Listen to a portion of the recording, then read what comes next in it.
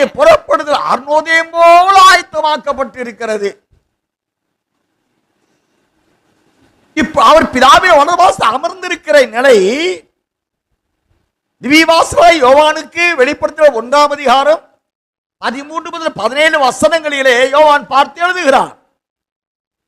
அவருடைய கண்கள் அக்கினிமயமான கண்கள், அவர் முடி வெண்மையான், இப்படி அவருடைய பாதங்கள் வெண்கலம் போன்றது, இப்படி எல்லாம் நான் வாசிக்கிறோம். இப்ப சிங்காசனம் அமர்ந்து இருக்கிற அருமை ரட்சருடைய நிலை அதுங்க. ஆனால் அவர் புறப்படும் போது எந்த நிலையில் போகணும்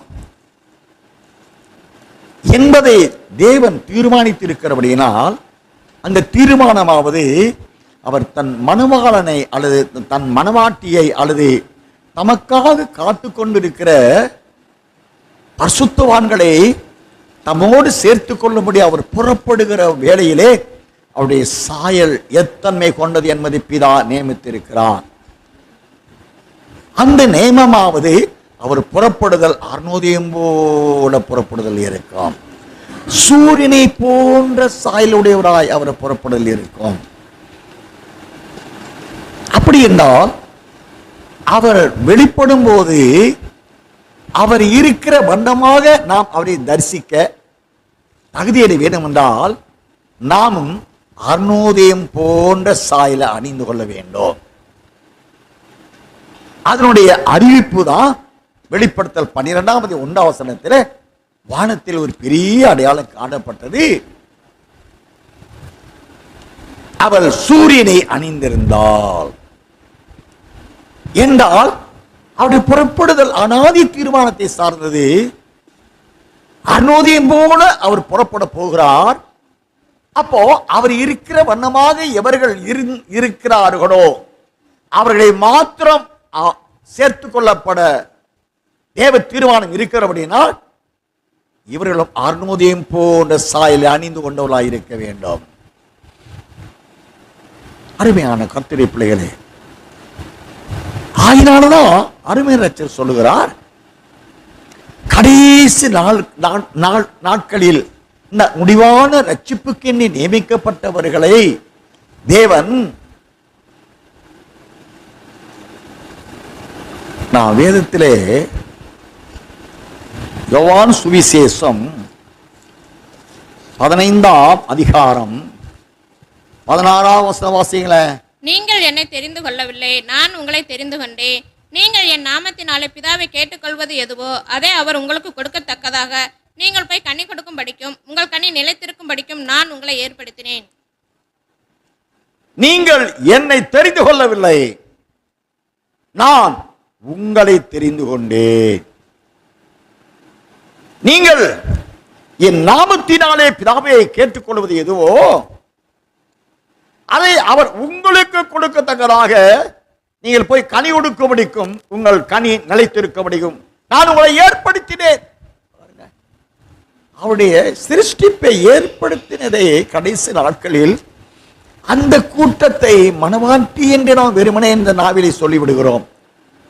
நாங்களும் மனவாட்டித்தான் ஐயா என்று பாட்டை பாடிக்கொள்கிறோம். ஆனால் அந்த முடிவான ரட்சிப்பு, அந்த முடிவான ரட்சிப்புக்கு உரியவர்கள் அவர்கள் கூட்டாய்மையாய் கூடி சபையாய் கூடி ஆராதிப்பதற்கு என்றதான ராஜ்யம் என்ற பரிசுத்த புதிய எருசலேம் மனவாட்டி அந்த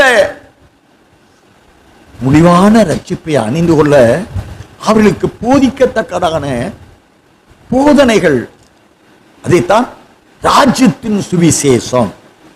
அந்த ராஜ்யமண்ட மனவாட்டி சபையிலிருந்து புறப்படுகிற ஆவியானவரால் புறப்படுகிற அந்த சுவிசேஷமே அந்த சபையில் உள்ளவர்களை முடிவான ரட்சிப்பு என்ற மகிமை மறுரூபத்தை அணிந்து கொள்ள ஆயத்தப்படுத்தி அவர்கள் இந்த ஆராதிக்கும் நாட்களிலேயே தேவனை தரிசிக்க,